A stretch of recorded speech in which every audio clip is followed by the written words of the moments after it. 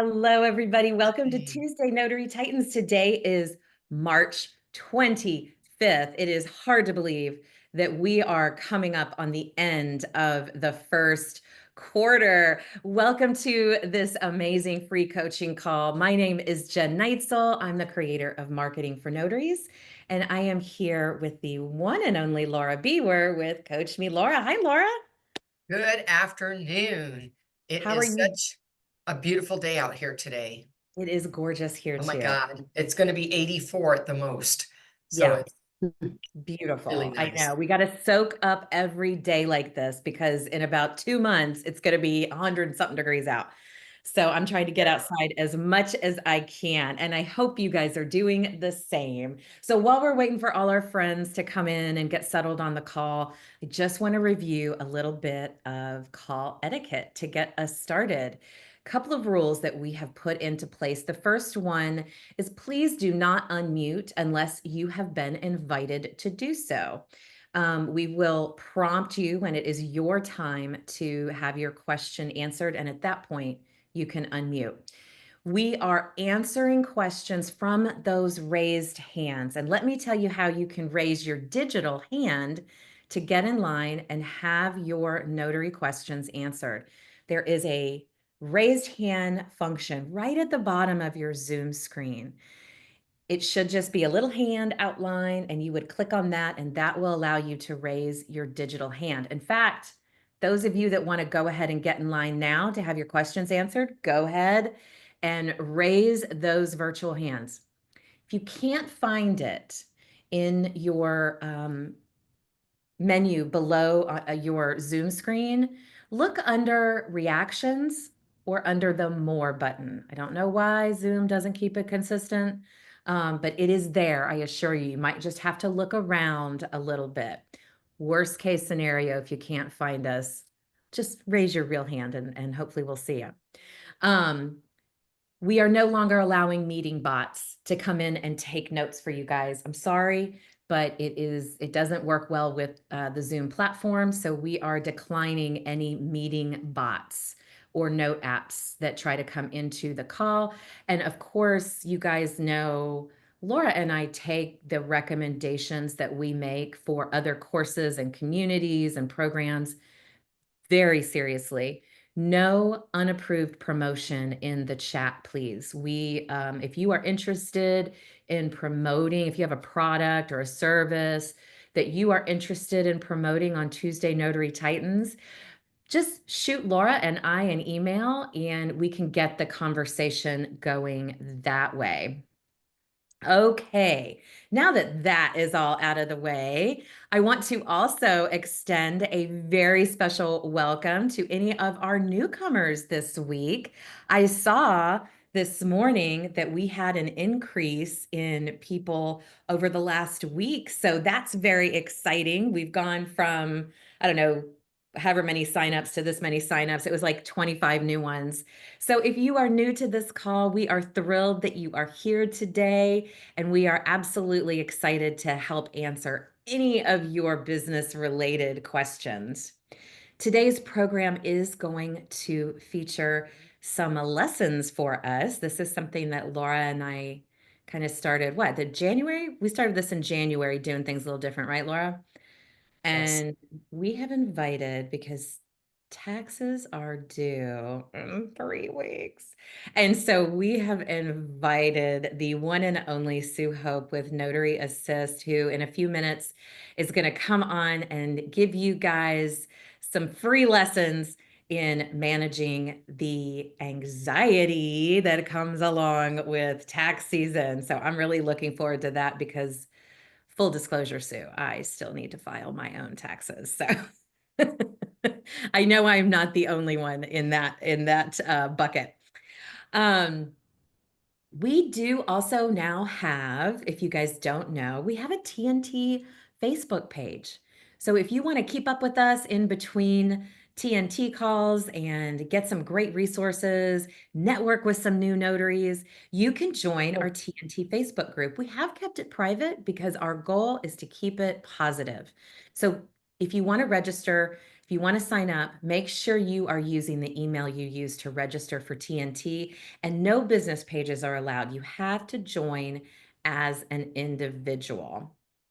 Now, I know you guys see Matt Miller here with the California League of Independent Notaries. And Matt, you are in the final week of your business policy survey. Tell us how that is going and when that closes. Thanks, Jen. Yes, our 2025 Business and Policy Survey is open. It will close on the 31st, so we're down to the last week to make your voice heard. These types of policies are so important, guys, because it's this kind of data that kind of makes lawmakers and policymakers sit up and pay attention, especially when it comes to policies that affect you and your businesses. So it's very important that you participate if you haven't already done so. Also, five random people will win a $50 gift card from Amazon for your time of participation. We will release the results during our next roundtable, which is on April 3rd, 5 p.m. and announce the winners as well. So if you haven't already taken the survey, go to calnotaries.org, click the link at the top of the page, and it will take you to the survey. Literally takes 3 minutes, guys. We've heard from several hundred notaries, but I know that there's many, many more out there. So we're going to keep talking about this until it closes. And if you have any questions, feel free to reach out. Yeah, Matt, I would love for you on your next legislative update that you do for us on this call to bring the results of that survey, because I would love to hear what notaries across the country are thinking and saying about the current things happening in notary legislation. I'm thrilled that you're doing this survey. It's great. So yeah, you guys get that survey filled out if you haven't done it. I'm going to talk to you about a few events that are coming up, and these are notary related centered events.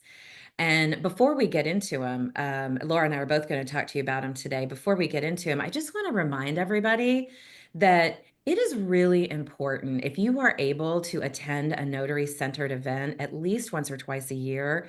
It is absolutely something you should be thinking about. Meeting other notaries, networking with other notaries only makes you learn from them. It makes you smarter. You learn their marketing tricks, what's working, what's not working. You learn all different kinds of things. And hopefully, in between, you also are able to build some great partnerships and referral partnerships with other notaries in your area. So, Laura, you've got a couple of events that are coming up here pretty quick. Would you tell us about the Empowered Women Summit that you're going to be a part of? Yeah, so the two that I have coming up are both going to be Zoom calls so that it's easy to attend, and they're both free, my favorite word. So Empowered Women, empower women. And there are going to be panelists. Besides myself, you'll have Amy Seitz, Irene, I think it's Rita, Elaine Wright Harris, and Jamila Virgil. And we're each going to be taking a piece of how, in our notary careers, how we do that and how you can do that for other women. I'll probably be hitting on financial literacy planning and wellness. Because that's really important in my estimation, regardless of what your specialty is. So that is on Sunday, March 30th, and it's part of Women's History Month. The other one is hosted by We Notarize, and We Notarize it's just me, actually, and I'll be talking to that audience about specialty work and how you can build a solid foundation so that it doesn't matter what the market is doing, right? Yeah. Regardless of that, you've got a solid foundation and what are the different opportunities that are available to you. And so that one is on March 29th, which is Saturday. So it's Saturday, Sunday, next weekend. Oh, you got a busy weekend next weekend, don't you? Yeah, you do have to register. So make sure you get on the link and register so you can get the link itself. Yeah, whether online or in person, get to as many of these notary events as you can, guys. It's great networking, and these free learning opportunities are just incredible. So, I absolutely encourage you to sign up. There's two other events that are happening this year besides the National Notary Association Conference that's in Henderson, Nevada from June 8th through 10th. And the first one is happening in May. It's May 16th through 17th, and it's the Michigan Notary Boot Camp. This is not specific for Michigan notaries. It's 2-day intensive learning, and it's happening in Muskegon, Michigan. So the link is in the chat. If you are in the area or you can get to the area in May, sign up. And then the next one is actually happening in September. So it's a little far off, but I want to tell you that even though it is in September, tickets are already 50% sold out. And that was last week to this event. This is the Empower Notary Summit. It's happening here in Dallas, Texas, September 20th and 21st. And our very own Jen Cooper is going to be one of the speakers this year, which is very exciting. So if you are in the Dallas area or can get here in September, I encourage you to go to this conference as well. If it is something you're interested in, I would get your tickets sooner rather than later. Okay. All right, guys.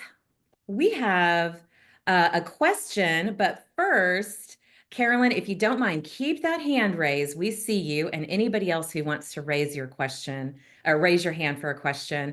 We are going to start off, you guys, by giving the floor over to Sue Hope with Notary Assist.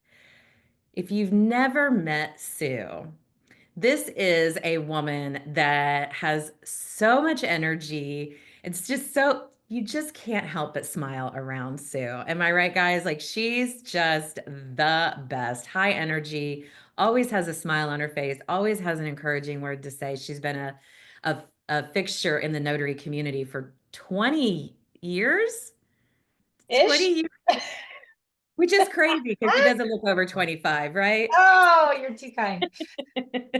So guys, Sue is going to talk to us today because tax season is right around the corner. So get those notepads out, take your notes. Sue, hit us with it, girl. Hi, everybody. Oh my gosh, thanks for having me today. I appreciate hanging out with TNT because we're dynamite. Okay, we need music. Anyway, I digress already. I am trying to make it happy and fun because taxes are exciting. They're so much fun to do. Yay! Come on, give me some love. I know it's scary and it is crazy, but you know what is fun is seeing how you're actually doing. So taxes is actually an opportunity to see how you've done over the last 12 months. So instead of looking at it as, oh no, this is terrible, let's change and flip the script. It's actually an opportunity for you to celebrate the wins, figure out what didn't work, make adjustments, and plan for the next year. How exciting is that? As a small business owner, that's what we thrive on. So it shouldn't be as overwhelming and scary as it can sound or be. So how do we make it less scary? Well, I always suggest a couple of things. One, carve out some time. Jen's really good about talking about having a relationship. You grow your business through relationships and genuine relationships. Well, guess what? You have to have that same type of relationship with your business. So I'm going to throw this out there. Date your business. Take your business on a date. Carve out time just for your business. And the more you give yourself undivided attention to your business, the more your business will give back to you. So I know that sounds a little weird, but carve out a little time to get cozy with your computer and date your business. Find out what it is that makes your business tick. What's the good? What's the bad? And if you do a little bit each week, each month, come tax time, it's going to be super easy. It's going to be in 1, 2, maybe 3 clicks and you're done. And now you don't have to have the stress of, oh my gosh, I have to do this. And it's a daunting task. So if you take little bites, and we always talk about this, Laura's really good about saying little steps get you where you want to be. So same with your business. Little dates get you where you want to be so that come April 15th, not that it's that close, it's only 3 weeks away. You're ready and you're prepared. So date your business, make it fun. How do I date my business, Sue? Tell me, I need to know. I don't know, carve out a little bit of time. Have one day a week that is your time with your business. Throw on the music, make a little dance party, look at your books, get to really understand, have I entered in all of my receipts? Have I tracked all my mileage? Have I done all my orders? Does my journal match my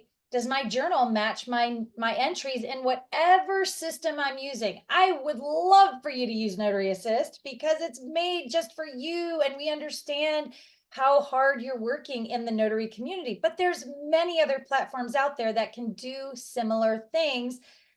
But of course, we're fantastic, so we do it better. I'm just saying. I mean, I have to be proud of my product. So anyway, but if you want a system that works for you, and take the time, carve out time, and date your business. Clear your head. Don't be distracted. When you really focus, you can see things more clearly. So when you're taking the time out, try to be focused on just that. Even if you have to turn your phone off for a little while, as long as you have that wonderful professional email or voicemail that we always tell you to answer your phone. Sometimes it's okay to let that go to voicemail, finish your date, then go back to it and get there as quickly as possible. Or Laura also has those quick responses. So you can say, I'm in a meeting, I'll be right back to you. If it's super important, please send me a text. I'll get right back to you. So there's ways that you can prioritize your time so that you can date your business. I want to throw a question out to everybody. Do you think you have to pay income tax on notary work? Put a 1 in the chat if you think you have to pay income tax. Put a 2 if you don't think you have to pay income tax. Because we're notaries, do we have that exemption? I want to ask this question. So when we're in the chat, I want to see those nice little numbers coming in. Look at that, look at that, look at that. I love it. Okay, so let's answer that. Let's tackle this. Do we have to pay income tax? The answer is yes. You're going to pay income tax on every penny you make. Sorry, it's a bummer, but we are required to pay tax and disclose every dollar that we make. However, what we get as notaries is an exemption that we are eligible to exempt. What does that mean? Well, first of all, let me put a big asterisk. I am not a tax professional. I do not have a certification. I am not qualified to answer specific tax questions. However, I work with lots of tax professionals, and I've been doing this a long time. So I'm going to give you the best information to take to your tax professional so that I can set you up for success. So with that being said, we as notaries public have an amazing tax exemption that we are eligible to exercise should we want to. That exemption is the state mandated notarial fee is exempt to self-employment tax. So in your state, the Secretary of State designates an amount that you can charge per notarial act. That amount is self-employment tax exempt. Now, self-employment tax is different than income tax, okay? So income tax is the money that you make. Self-employment tax is when, if you're a 1099, which most of us are when we're running our own business, we get paid directly. If we're a W-2, we get paid by an employer. On a W-2 job, your employer withholds the self-employment tax portion. In a 1099, we're responsible for pulling that out. Okay, so that's the 2 different buckets. That's the biggest difference. I started my lovely career as a notary, as an in-house 9-to-5 notary, and I received a W-2 for that work that I did. My employer withheld that information from me. Now, as far as when you're working 1099 and I got paid directly, I learned very quickly that I had to keep track of a whole lot of other things when I was out on my own versus a W-2. So I needed to have a system in place that would help me keep track of all the important parts of my notary business so that I could set myself up for success. Because what I realized really quickly in my very first year out on my own, leaving my W-2 to become a 1099 notary, is I left a lot of money on the table because I wasn't exercising the exemptions. I wasn't keeping track of my mileage. I wasn't keeping track of my expenses to the level that was necessary for me to be as accurate and successful as a notary as possible. So that is why good old Notary Assist, let me put it this way, Notary Assist was born, and we decided to help make a product that would help you keep track of all those little things that can save you so much money. Now, we have lots of exemptions that we can exercise to help reduce our tax liability, because whatever we're spending on our business can be a write-off for the amount of money that we're earning. So we want to keep all sorts of diligent records. We want to keep track of everything that we buy that's a business expense. We want to keep track of every mile that we drive that's a business mile. We want to keep track of all the certifications that we take, all the classes, all these networking events that we're talking about that is coming up this year. If you're investing in yourself, that is a tax deduction and eligible for you to leverage to help you save in your taxes. So I threw out a whole bunch of information right then, right there. And I can see, because I have this nice little chat going up here, right here. So I'm hoping that Jen's got all my questions because I cannot follow it that fast. But I wanted to just kind of touch base and have an open conversation with you guys so that I can help answer some questions. I'm going to chat with you really quickly for a few more seconds, and then I'm going to open it up to some questions. I am going to let you know that there are some amazing things that can save you money, and you want to keep track of them. Mileage to the tune of 70 cents per mile for 2025. That's huge. You want to keep track of mileage. Even if you're not a car owner or you're a RON notary, think about every fee that you have to pay for your online software platform that authorizes that remote online space. If you have to pay for that, those are business expenses. Those pop-ins that Jen's teaching you how to do, when you go to the dollar store and you buy all these amazing little things to make a craft, you can put all of that on one receipt. That is a business expense. You put it all together, you take it over with your donuts, your bagels, your whatever, and you drop it off. Those are business expenses. But don't forget, the mileage that you drove to go to the dollar store is also a business mile if you're going there to buy supplies for your marketing program. So these are lots of things. I'm trying to get you to think outside the box. Do you have a specific space in your place where you do notary work?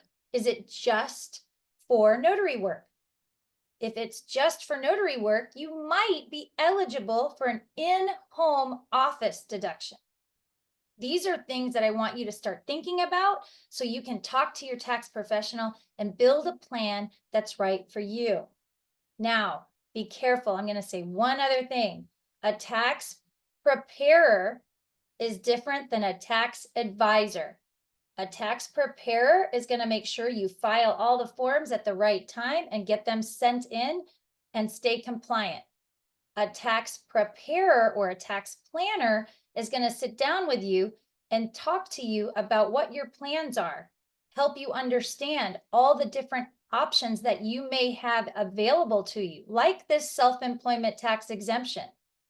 It may be the best thing for you to exercise that and save money back, but it might not be. It depends on what your goals are for the next particular year. There's certain things that might reduce your taxable income, but that might hurt you if you're trying to qualify for a big purchase like buying a home or a car or a big purchase. So you have to take all of these things into consideration and meet with the right tax planner for you. And don't forget, every notary is different. My tax liability is going to be different than your tax liability versus Matt's, versus Jen, versus Laura, versus anybody. So remember, don't compare yourself. Think about what's right for you and your business so that you have the best opportunity for success and the maximum amount of savings. So with that, I know we just did a whole lot of things. Do you have questions for me? And how can I answer some questions? And last but not least, don't let things overwhelm you. There is 3 weeks left until the tax deadline. And we chatted just before we came on here. If you're very panicked and you feel like you have to get some more stuff done, consider filing an extension. The extension will give you until October 15th so that you have more time, because rushing can equal missed opportunities on savings. However, remember, if you're going to file a tax extension, you're still liable for any owed taxes. So you have to do a good estimate of what you think you might owe and make sure you submit that payment with your application for an extension. Otherwise, you could be set up for penalties. So you want to set yourself up for success? There's lots of opportunities. There's lots of savings out there, especially with us as notaries. We have opportunities to have tax credits that can save us thousands of dollars. However, we have to think the pros and the cons, put it together in one tax plan that's right for you. Let me know if you have questions. It's not going to be too bad. We're going to do this together. Now I'm excited to do my taxes, Sue. I'm ready to do this. Yay! If you guys have any questions for Sue, please. I know there was a bunch going on in the chat and I was seeing it go Yeah. through. I'm like, I cannot answer that fast. Most Yeah. of them weren't for you. They're for referrals to tax professionals. Oh, Yeah. perfect. Even better. I love it when people share, because there are a lot of notaries out there that are also tax preparers. So that's a Yeah. great combination. If you can find the right person that understands the world of notary, even better, because as a notary, we're unique. There's some really special things, and notaries are one of only 3 professions. Let me put it over here. I'm trying to get only 3 professions that have this self-employment tax exemption. So it's notaries, it's farmers, and it's some clergy. So, or you got to think about it. So there's really just a really specialized deduction that we get to use. Most other businesses don't get to use that. So it's really important to get to a tax person that understands this unique tax deduction. Yeah, that's absolutely true. So, first of all, I just, before we get to Carolyn and Rochelle's questions, Jen, would you mind putting in the chat a link for Notary Assist for anybody who doesn't have it and who would like to look into it? I can assure you that every single one of us that, hosts the show, Laura and Matt and Jen and myself, we all highly recommend um, Notary Assist. And if you look in the comments, you'll see a lot of other folks do as well. So, Carolyn, do you have a question for Sue today? Carolyn, are you there? Yeah. There you go. Hi. I think you already answered it, but I just want to clarify. Sure. The notary exempt amount is whatever your state maximum allowance for the signatures, right? The $15 for California.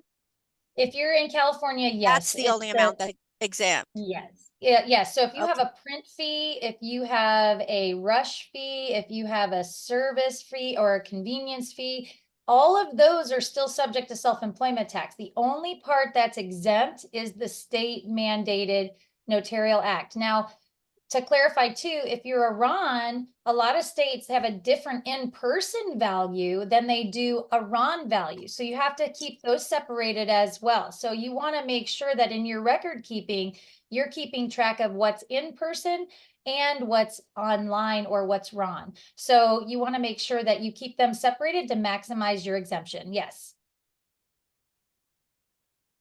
Carolyn, does that answer your question? Yes. Wonderful.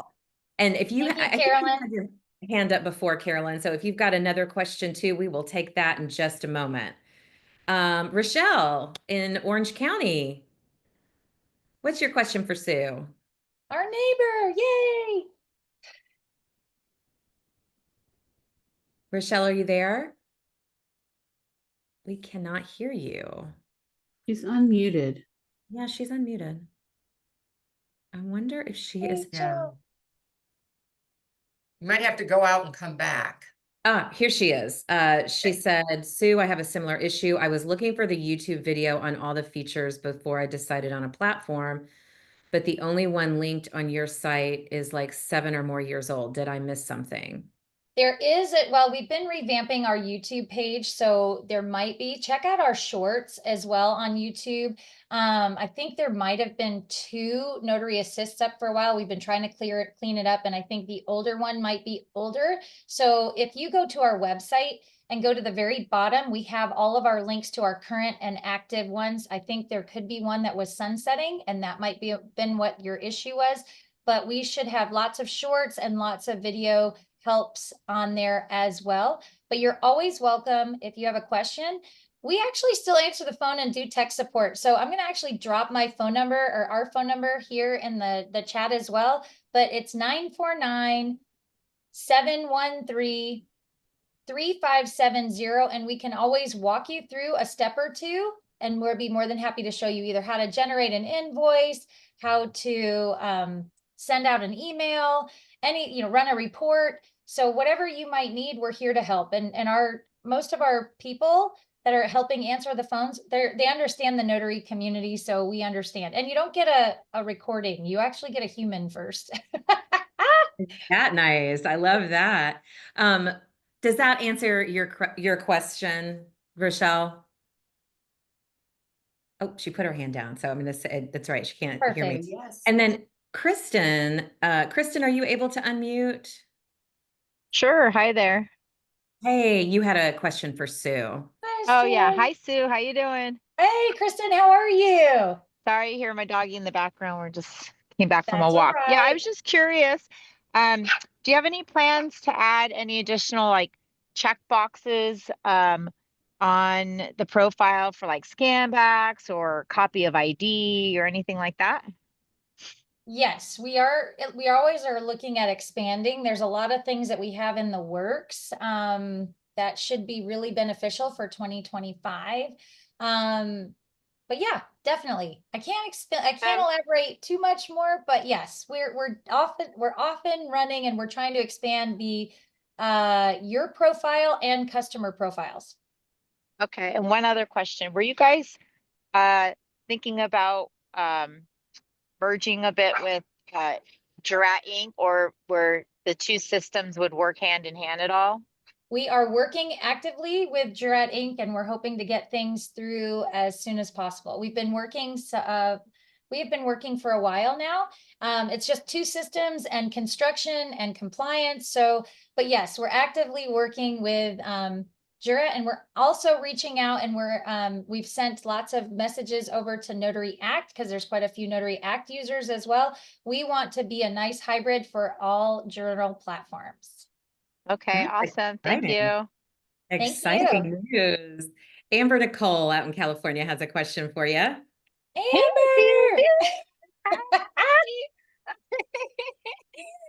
Yeah, I've got a question for you. I absolutely love Notary Assist, which everybody on the show, like, you guys all need to like be using her like 100%, just saying. I went from like Notary Gadget to you, and like it's life changing with the analytics. So I gotta just put that out there. However, I do, because I also do consulting work. I do a lot of other things other than just the notary aspect of it. And as you know, like notaries, we have like all different like umbrellas that we can do, right? So I didn't like the fact that Notary Assist did not integrate like bank accounts, like how like QuickBooks can do. So I bought QuickBooks, but I don't like their invoicing system at all. Is that something that like Notary Assist can integrate with QuickBooks at all? We don't have an integration with banks at this point in time. What we do is we're not actually funneling any money. We're just a recording. So we're recording it. And yes, it can be a little bit duplicate. I guess I see what you're saying as far as if you've got your bank register and you're trying to make sure all of your expenses are inside your tracking system. So what we have right now is the best hybrid that we can do at this point in time is the recurring expenses. So if you have something that is paid on a regular basis and you know that it's a business expense, we're trying to keep track of just your business expenses versus obviously your personal. So you can set up a ton of recurring expenses, and I highly recommend that. So like your software, your Notary Assist should be on a recurring, whether it's monthly, whether it's annually. If you're a part of the NNA or California League of Independent Notaries, add that information in and then put it in as a recurring expense, and then it drops it in there automatically for you. So it makes reconciliation for your business expenses much faster. I even recommend, if it's not something that's the same every month, like let's say you have Verizon, for example, for your mobile phone. And for the most part, it's $99 a month, but maybe you might have a month that it's 112 or 110 or whatever. I would put Verizon in still, and it would just have the 99. But anytime you go back, it's so much easier just to edit the one amount for April. Instead of it being 99, it was only it was 75 or whatever. You can do that edit. It's so much faster to just change the amount of the imported amount that Notary Assist automatically did than having to put the entire Verizon in for however many months. So we just want to help you do it as quickly as possible. So this way it's already in there. If you set up the recurring expenses, it's already in there. So you don't have to do the whole reconciliation thing. So we're trying to help, instead of connecting to your bank, you just set it up one time and then it's there for you as long as you need it. I guess like for me, and maybe like for other notaries out there as well, like, I mean, I do everything primarily from like one or maybe two accounts, and they're not commingled with personal. It's just strictly like this is business, everything that goes out, right? But I'm horrible at inputting like, hey, I spent this much money today. I did all of this. Like, I'm honest. That's why I like QuickBooks. Like, hey, it's already there. Every expense that goes through, because it's out of those accounts that it's there. But I do go in like once a week, like on Sundays. Okay, that was, so you date for yourself XYZ. on Sunday. That's perfect. She's dating herself on Sunday. I love it. With a good mojito, Exactly. So with that, you're going to want to do the expenses and set up those recurring expenses, but also you can get those receipts and you can upload the receipts. We are looking at expanding the receipt function, and that might make that pain point go away. We rolled out the auto import feature for any digital confirmation emails so that you could get those in quicker. We're looking at applying the same technology to receipts so that you could get receipts in faster too. It's not available yet, but that's what we're looking at, expanding into that technology. Okay. So that might give you some help with that pain point. Yeah, I mean, like everything, like I love the analytics that Notary Assist does, right? Like just looking like, oh, what's unpaid, what's not, that way you can go track them down, like, trying to get child support or something. Right? But I mean, it's so good on so many levels, but that was like my one thing that I was like, oh, I wish I could do this part, but I do need QuickBooks for that because one, like, it helps me because, well, that's just too much work to do like every single day and keep track of paying other vendors and things like that on like here and there. So that's what I was just wondering if it could integrate it at all. And then that way I could still run reports. Yeah, not every company is willing to have an API that's open, which means open API is a free API. Anything else is you pay for it, and the technology is expensive. And as we look into that, we're trying really hard to keep our price point where it is. We've only raised our price once, and that was $1. So when we start looking at integration with some of these amazing technologies that are out there, it's always available. It's just to what cost, and I don't want to pass the cost on to our notaries. So we're keeping it lean and mean. We're trying to give you as much technology for the price point as possible. We want to keep your cost as low as possible. I understand your price point. I feel you. I mean, sometimes we're at the lower part of the food chain. I wish we could chomp up there, and Matt's doing everything he can to get us more. And I love that about Matt. So as we build, yeah, we might be able to do more, but right now I want to keep this price point. It's really important to me to keep my price point where it is so that I can service Yeah. as many notaries as possible. But yeah, maybe it's something we can do as an add-on. If you wanted that functionality, you could pay more as an option. But right now we haven't got that model yet. Well, I just thought I'd ask. I was like, because I didn't know, like, oh, maybe did I miss something or No, did not at it all. work? That's a great question. And it's always pushing the envelope of technology forward. I love it. So keep the questions coming. I love it, Amber. Thank you. Well, thanks. So- Have a good one. You Thanks, too. Amber. So Ellen had a quick question too that I want to ask you about.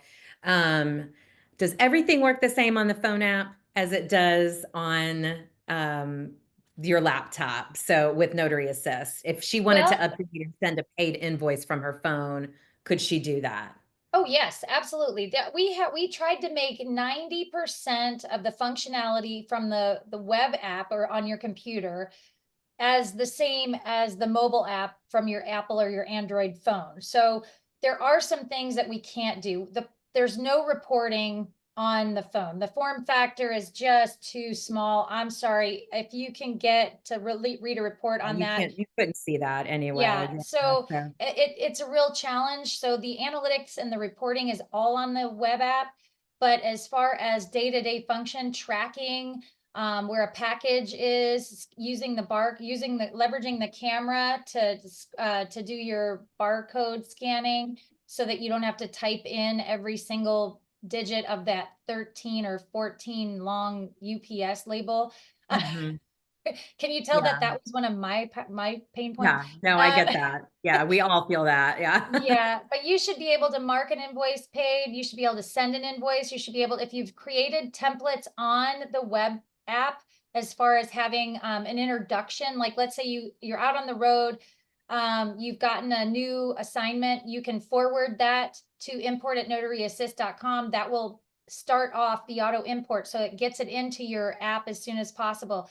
If you've taken the time to set up a template that says introduction, you can send the introduction template from, or the introduction email from your phone, just like you would if you were behind your computer. We wanted to give you as much flexibility and power while you were on the road as you have when you're sitting behind your computer or your laptop. So I would say 90% of the functionality is available in the mobile app versus the computer or the web app. Awesome. Well, Sue, will you hang out with us a little bit? We're going to take a couple of just more notary-centered questions now, so y'all get your hands up. I'm But will you here. hang out with us in case anybody has another tax question that they want to ask you? Because I know this is on all of our brains right now. Taxes are coming up. Thank you for hanging out with us, Sue. Okay, guys, what are your questions today? Who's got one for me? Or Laura, or Matt, or Jen Cooper? Isn't it funny, Laura, that Sue was worried she wouldn't even go 20 minutes? Uh, Larry out in San Francisco, what can we do for you today, my friend? Good afternoon, everyone. I am wondering if it would be possible to, Laura, if we can get a posting of the form that you have of questions that you ask people to certify willingness. Earlier this week, someone on Facebook, another Facebook group, was asking, like, does anyone know of questions we can ask to certify familiarity? And I tried to get him to go to your site, but he couldn't find it. So I told him to come here. I don't think he came. And then I realized I should have downloaded that and just had it just to have. So I'm wondering if you can post it in chat so we can download it again. And if you're okay with it being sort of spread around. Can't hear you. I'm looking for it on we have a big sheet of links that we share, and I'm pretty sure it's on here, but Jen Cooper should have it as well. Looks like, oops. Oh, did it get posted? Like Laura, Laura's you're saying. muted. Laura, you're muted. So last week, Jen posted it, or was it last week or the week before? Maybe it was Laura's Inner Circle, one of those. She posted it because she took my assessment questions and put it on a nice page. So if Jen Cooper is available and can repost that download, that would be great, because I'm gonna have to look for it specifically. Yes, give her a second. So Larry, it'll come on for what, the rest of you, if you don't know what he's talking about, I handle a lot of compromised signers, whether at home, at hospitals, at assisted living, different environments, but the issue is the same, where I need to confirm they're a candidate for notarization, meaning they're alert and aware. And I do that by checking that they know who they are, that they know who they are in relationship to somebody else, that they know where they are, and that they have an idea about the documents that are being proposed for signature. And then finally, do they want to sign? So those are the kinds of questions, and the exact ones Jen will post in a minute in the chat for you. And so I got that, just by the way, by working with hospital nurses. They do a 4-point orientation. And so if you ask somebody, you know, how oriented is the patient, they're ×1 or ×3 or ×2. That means they could answer only one question ×1. They could answer 2 of the 4 questions ×2. And it gives them a level of understanding of where that patient is at the moment. So that's how I built that, just so you know. So can I ask can I piggyback on that, Laura, since we don't have another hand up? No piggies today. Yes, we're piggying today. So you asked that question, but do you do that when the other family members are present in the room? That is, it depends. Okay, so how do you make that determination? I look to see how many people are in the room. I Mhm. also try to read the patient's body language about the people that are in the room.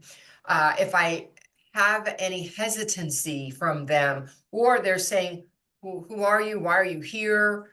I don't know what this is. If they're giving me an indication they were not prepared for this, then I want to have a little bit better conversation. So then I'm going to say, family, could you step out while I have a little more in-depth conversation with signer here? That would be one reason. Another one is everything's going okay, and the signer, you know, goes back and asks a question about the document contents itself, and they like, well, Mom, we already told you that. We've gone over this 50 times. Okay, that's another flag that says, I need you to step out. I have to have uninterrupted conversation with this signer. Yeah. Yeah, if when I was brought in, they told me, because some people run at the mouth, they told me about the drama that was ensuing in their family over whatever this is, then I let them know right away from the get-go that, hey, I'll come, but I need to have a private conversation and you guys need to be out. And then I'll make a decision as to whether or not I feel this person is a candidate for notarization. So I really have to case by case decide what is happening. And that's why it's so important when you're the notary in the chair, that's my phrase, you have to take in more than worrying about what the ID looks like. Right. We have to take in what's the environment, who else is talking to them, what's the risk with the document. If it's a document that's power of attorney and they're giving permission for other people to touch their bank accounts, that's different than they're signing a pension verification form so they can keep getting their check, right? That's a different level. So you need to, I'd like to say, and sometimes I have a couple of other questions because sometimes the situation just calls for it. But those are the baseline ones I use. Yeah, no, thank you for sharing that. And Larry, the updated link, there was a problem with the first one. The updated link is now in that chat. And I encourage all of you, open that link up. And then when we're done with the call, go read it, print it out, do what you got to do. This is definitely something you want to keep in your notary bag of tricks for when you need it. But let's get to some other questions. We've got Paula in Arizona. Hi, Paula. Hi. I've lost my train of thought. The replay on Laura on Saturday. Is there a replay on that? No, there's not. No, there's Paula, not. we don't record or allow bots. You have to be live. Okay. And Sometimes then we get into very difficult conversations, and so we just don't want it out on the internet.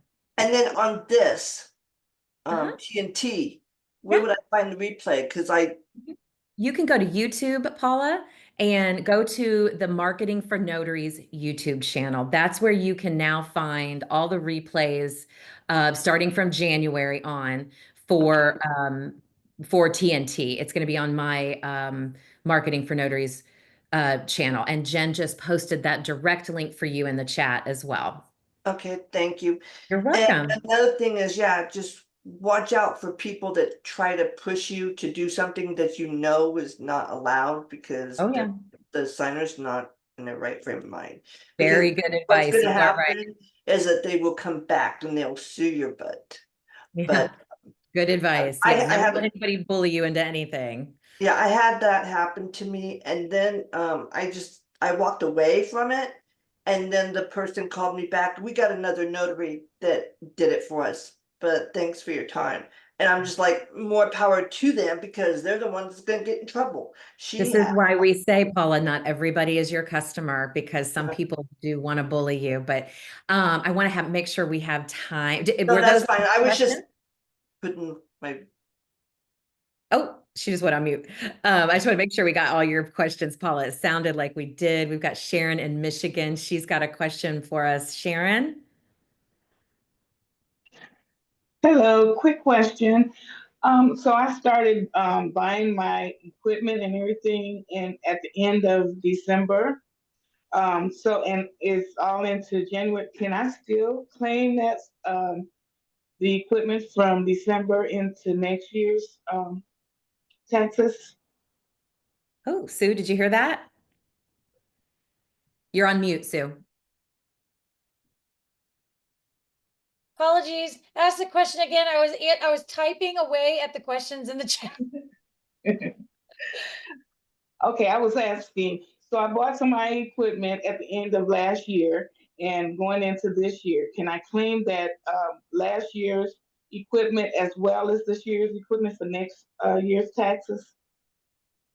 No, well, okay, so let me ask you this question. Whatever the date of purchase is on the equipment is the year that you can use it in your tax return, unless, of course, now again, I'm not a tax professional, unless it's a large purchase, you might be able to depreciate that purchase over multiple years. This is going to be a little bit outside of my pay grade. So, but for the most part, if you're trying to figure out, do I write off my scanner in the year that I bought it, or can I write it off in because I bought it at the end of one year, can I write it off in the other? The best rule of advice is whatever the date is on the receipt for that purchase is the year that you get to claim it for that particular tax year. So if you bought it at the end of 2024, that would go on 2024's tax return. If you bought it in 2025, then it would be on 2025. The only exclusion being is if your tax preparer, if it's a large piece of equipment, like, I don't know, it could be a car, for example, you bought a car, you can put that over multi-years, but it has to be a certain price point to qualify. And there's certain qualifications for that. But usually the rule of thumb is the year that you bought the equipment. Okay, thank you for the clarification. You're welcome. Good answer. Thanks, Sharon. Thanks, Sharon. And we've got Cindy. Cindy, where are you calling? Oh, in Florida. Yes, I'm from Florida. Hi, everyone. First of all, this is Hey. my first meeting with you. I have Welcome. to say, first and foremost, I do recognize many of you as a newer notary coming out of the ops and insurance, but this feels like my community and it's amazing. Thank you so much for this. Yay. I really appreciate it. Laura, this is honestly one of the reasons we're kind of in this space, is myself and a family, is because we couldn't find good notaries for my own family when she was in a facility. So I'm curious though, and I'm worried a little bit. What are some of the scenarios that you find in a facility? Because to me, the ingredients of that scenario seem to pose more of the problems, right, than a straight NSA or anything else. What are some of the more common situations that you find in a facility, please? So let me just separate out one of the ingredients that can be an issue regardless of the environment. And that is if you have a compromised signer, and that's what we talked about earlier. So whether they're at home or they're at assisted living or they're at a skilled or they're at a hospital, regardless of the environment, having a non-alert and aware signer is going to be the biggest concern that you're going to have. The likelihood of running into that is higher for you in hospitals where it's acute care. And so, because they're on medications, they're in the throes of whatever it is. That's why it's acute care. A hospital is like it's at the moment. And then they get moved to long-term care, specialty care, or they go home. So beyond that, there are people, as in nurses and doctors and technicians. There's a lot of people coming and going in and out of that room. That are happening while you're trying to do your job. And so it's important that either you let them know, let me finish, please. I need 5 minutes, whatever it is, or stop and let them do what they need to do, whether it's taking the vitals or doing an x-ray right there at the bed, whatever it is, so that you can stay focused on what you're doing. So there's a lot of potential interruption that happens in that environment. So be prepared, meaning double your plan time. If you think it's one document and you're going to be there 20 minutes, you better not book an appointment right behind it. You might be in and out, but you have a higher chance for interruptions, which extends your time there. So always give yourself more time when you have to go to a hospital environment. Another thing to think about is that you have a higher chance of physically compromised people, meaning people who are going to be signature by mark instead of a regular signature. I probably run into that more in hospital settings than I do at somebody's home. Not that it can't be, but just more there. Also, alternate ID options for your state. So those are the kinds of things that I run into more often. And documents that have witnesses, it's another whole deal there. Because sometimes hospitals have policies, only 2 in a room, but now you got the notary and you have 2 other witnesses. So they may have to prepare the hospital that this is happening so that they'll let all 3 of us in, plus the family member, at the same time. Because they got a witness and I got to notarize. So those are the kinds of things you want to be aware of. You have any concerns in a semi-private room with the other patients? No. Well, first of all, most of them now seem to be private. It used to be, except for long-term. Sometimes there are 4 beds in a in the same big long room. But we just pull the curtain. I make sure my voice is my inside voice, not my outside voice. Just loud enough for them to be able to hear me. And we conduct our business.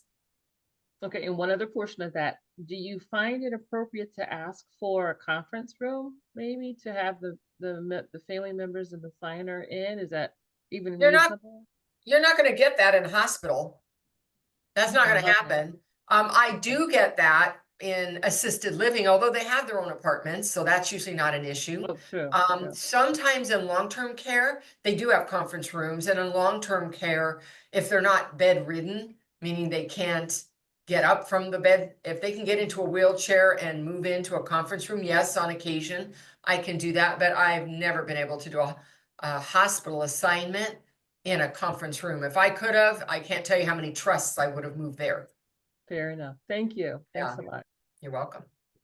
Well, Cindy, that was an amazing question. Thank you for bringing it, and please come back every week. This is an amazing call. You will learn so much every week on this call. And as you saw today, we are bringing in some free lessons for you guys once a month.